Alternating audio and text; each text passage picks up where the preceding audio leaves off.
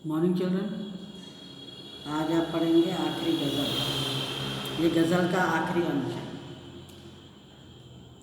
गज़ल के इन शेरों में कवि प्रेम को परिभाषित करते हुए प्रिय और उसकी स्मृति को उससे जोड़कर देखते हैं। तो अंतिम शेर में अपनी रचना प्रक्रिया की व्याख्या करते हुए अपनी गज़लोई माने गज़ल कहने की एक अदा है, जो उनका ढंग है, को प्रख्यात शायर, जो बहुत प्रसिद्ध शायर मीर हैं, उनसे जोड़ते हैं। फितरत का कायम है तवाज़ुन, आलमे हुस्न व इश्क में भी उसको उतना ही पाते हैं खुद को जितना खोले हैं। फितरत का अर्थ होता है प्रकृति, स्वभाव, और कायम माने स्थापित, और तवाज़ुन होता है संतुलन, बैलेंस जिसको कहते हैं, और आलमे हुस्न व इश्क होता है हुस्न एवं इश्क यानी सौंदर्य एवं प्रेम का संसार। आलम माने संसार होता है ना, तो हुस्न एवं इश्क यानी सौंदर्य एवं प्रेम का संसार। अब इसका अर्थ देखिए, पहली दो पंक्तियों का। कवि कहता है कि सौंदर्य एवं प्रेम में भी एक प्रकार का संतुलन है। सुंदरता में और प्रेम में एक प्रकार का संतुलन है। इसमें स्वयं को खोकर अधिक से अधिक पाना होता है। ये दो पंक्तियों का अर्थ है। ये मतलब मनुष्य का स्वभाव होता है, ये फितरत होती है इंसान की कि सौंदर्य एवं प्रेम में एक प्रकार का संतुलन है, और इसमें मनुष्य स्वयं को खोकर अधिक से अधिक पाने की उम्मीद करता है। आबोताब अशआर न पूछो, तुम भी आँख रखो हो, ये जगमग बेतों की दमक है या हम मोती रोले हैं। Next 2 lines. आबोताब अशआर, इसका अर्थ है चमक दमक के साथ, और आँख रखो हो का अर्थ होता है देखने में समर्थ होना। बेतों होता है शेर, और दमक का मतलब है चमक, और मोती रोले हैं का अर्थ है मोती रूपी आंसू छलकाना। अब दोनों पंक्तियों का अर्थ देखिए। शायर कहता है कि ये शेरों की चमक नहीं है, बल्कि ये मेरे आंसुओं के मोती हैं। ये पहले अगली लाइन का अर्थ देखिए, ये जगमग बेतों की दमक है या हम मोती रोले हैं। ये शेरों की चमक नहीं है, बल्कि ये मेरे आंसुओं के मोती हैं। आबोताब अशार न पूछो, तुम भी आँख रखो। इसका अर्थ है तुम्हारे पास भी आँखें हैं, तुम भी देखने में समर्थ हो, तुम इन आंसुओं के बारे में मुझसे कुछ ना पूछो, क्योंकि तुम भी आँखें रखते हो, तुम भी देखने में समर्थ हो। अगली पंक्तियाँ देखिए। ऐसे में तू याद आए है अंजुमने मय में, रिंदों को रात गए गर्दों पे, फरिश्ते बाबे गुनह जग खोले हैं। थोड़ा सा मुश्किल है, गज़ल है, क्योंकि थोड़ा सा अर्थ समझ लीजिए। अंजुमने मय में होता है अर्थ, अंजुमन का मतलब होता है महफिल, और मय माने शराब, तो शराब की महफिल। और रिंद जो होता है, रिंदों है ना इसमें, तो रिंद का अर्थ है शराब की दीवानगी पालने वाले लोग जो हैं, उनको कहा जाता है रिंद, जो खूब शराब पीते हैं। और गर्दों का अर्थ है आकाश, पै माने पर, फरिश्ते माने देवदूत, और बाबे गुनह का अर्थ है पाप का अध्याय। गुनह माने पाप और बाबे माने अध्याय। अब देखिए इसका, ऐसे रात गए गर्दों पे फरिश्ते बाबे गुनह जग खोले हैं, कि शायर प्रिय को संबोधित करते हुए कहता है कि ऐसे वातावरण में, जबकि रात गहराने पर आसमान में देवदूत संसार के पाप का लेखा जोखा कर रहे होते हैं। कहते हैं कि हमारे पापों का लेखा जोखा करने के लिए देवदूत को बैठाते हैं, और वो हमारे पापों का लेखा जोखा रखता है रजिस्टर में।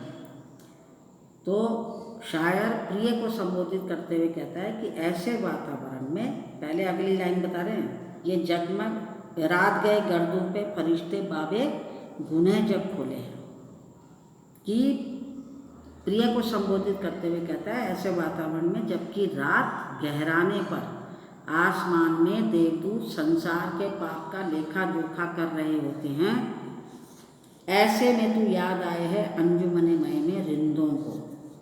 तो मैं शराब की महफिल में तुम्हें याद किया करता हूँ। तो प्रिय से उत्पन्न वियोग की पीड़ा को शराब से दूर करने के चित्रण में शायर दीवानगी का संकेत कर रहा है, क्योंकि कई लोग जो है वो शराब पी के अपना गम बुलाते हैं अपने प्रिय का। अगली पंक्तियाँ देखिए, सदके फिराक एजाज़े सुखन के कैसे उड़ा ली ये आवाज़, इन गज़लों के पर्दों में तो मीर की गज़लें बोले हैं। सदके होता है कुर्बान होना, फिदा होना, और फिराक जो है वो कवि का नाम है। फिराक गोरखपुरी कवि का नाम है ना, तो फिराक कवि का नाम है। एजाज़े सुखन माने काव्य का सौंदर्य, और पर्दों का अर्थ है आड़, पर्दे की आड़ ली जाती है ना, उसके पीछे छिपा जाता है। तो इसमें जो है, क्योंकि गज़ल में दर्द के भावों को बयां करने का सर्वाधिक विलक्षण और सौंदर्य का रूप मीर की शायरी में देखने को मिलता है। ठीक है, क्योंकि या पूरा देख लीजिए, कवि मानता है कि केवल कविता की कलाकारी, केवल काव्य का सौंदर्य, एजाज़े सुकन माने काव्य का सौंदर्य, कवि कहता है, मानता है कि केवल कविता की कलाकारी या सौंदर्य पर सदके माने फिदा न होकर उसके मर्म को जानने की कोशिश करनी चाहिए। एक बार और समझ लीजिए, कवि मानता है कि केवल कविता की कलाकारी या सौंदर्य पर फिदा न होकर उसके मर्म को जानने की कोशिश करनी चाहिए, क्योंकि गज़ल में दर्द के भावों को बयां करने का सर्वाधिक विलक्षण एवं सौंदर्य का रूप मीर की शायरी में देखने को मिलता है। मीर जो है वो उर्दू अदब की दुनिया में दर्द के शायर कहे जाते हैं, तो इसलिए फिराक ने मीर की नकल करके ये गज़लें लिखी हैं। अब फिर से एक बार देख लीजिए, पूरा बता दूं आपको। कवि कहता है कि सौंदर्य एवं प्रेम में भी एक प्रकार का संतुलन है, और मनुष्य को की प्रकृति है कि वह स्वयं को इसमें खोकर अधिक से अधिक पाने की उम्मीद करता है। फिर अगली दो पंक्तियाँ, शायर कहता है कि ये शेरों की चमक नहीं है, बल्कि ये मेरे आंसुओं के मोती हैं। देखो, तुम्हारे पास भी आँखें हैं, तुम भी देखने में समर्थ हो, तुम इन आंसुओं के बारे में मुझसे कुछ ना पूछो, क्योंकि ये आंसू नहीं है, बल्कि विरह की पीड़ा से आँखों से रुलाई के रूप में निकले हुए मोती हैं जो चमक रहे हैं। ये आंसू नहीं है, बल्कि विरह की पीड़ा से आँखों से रुलाई के रूप में निकले हुए मोती हैं मेरे, जो चमक रहे हैं। अब अगली पंक्तियाँ, पांचवी और छठी, ऐसे में तू याद आए है अंजुमने मय में रिंदों को, रात गए गर्दों पे फरिश्ते बाबे गुने जब खोले हैं। पहले अगली पंक्ति देखो, रात गए। शायर प्रिय को संबोधित करते हुए कहता है कि ऐसे वातावरण है, मतलब रात में, जबकि रात हो रही है, बहुत गहरी रात है, तो आसमान में देवदूत संसार के पाप का लेखा जोखा कर रहे होते हैं, और मैं शराब की महफिल में तुम्हें याद किया करता हूँ। तो रिंद जो है वो ऐसे लोगों के लिए कहा गया है जो शराब की दीवानगी पालने वाले लोग होते हैं, जो रोज़ शराब पीते हैं और अपने प्रिय का गम जो है वो शराब से भुलाते हैं। मतलब प्रिय से उत्पन्न वियोग की पीड़ा को शराब से दूर करने के चित्रण में शायर दीवानगी का संकेत कर रहा है, दीवाने हो जाते हैं।